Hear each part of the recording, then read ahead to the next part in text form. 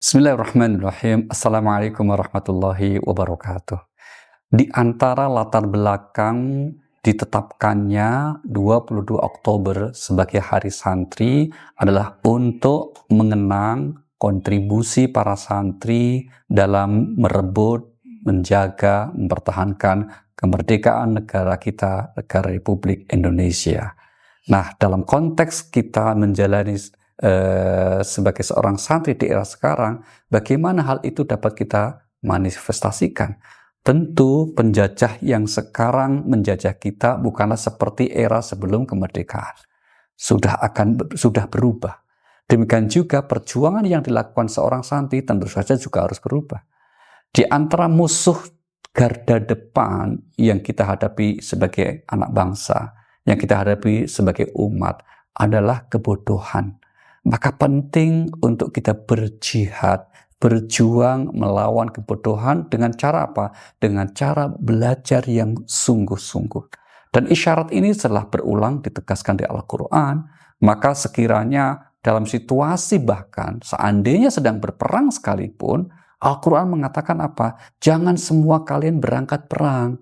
Hendaklah ada segolongan di antara kalian yang kemudian belajar menuntut ilmu. Di antara tujuannya apa? Agar kemudian dapat memberikan penjelasan, memberikan keterangan, peringatan tentang agama kepada yang tidak belajar.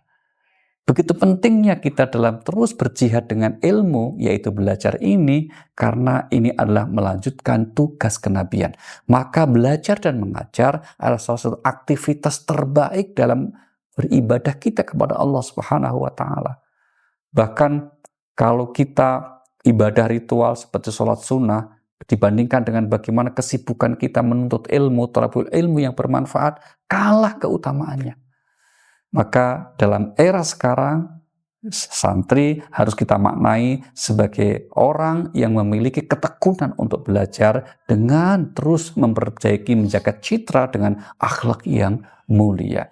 Kalau itu kita lakukan, maka setiap tahun kita memperingati Hari Santri, insya Allah akan menjadi sesuatu yang bermakna.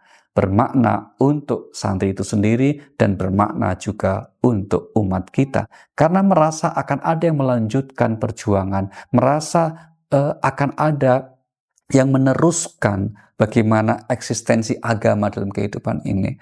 Maka tidak perlu menjadi berkecil hati selama para santri terus istiqomah dalam menjalankan perannya, yaitu terus menempa diri, belajar. Tentu tidak hanya di bangku madrasah, bangku pesantren, tapi yang terpenting adalah belajar di kehidupan.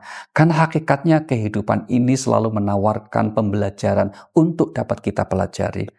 Maka bagi yang tidak bersemangat untuk belajar, berarti tidak bersemangat untuk menjalani hidup. Dan itu tentu tidak disukai oleh Allah Subhanahu wa Ta'ala.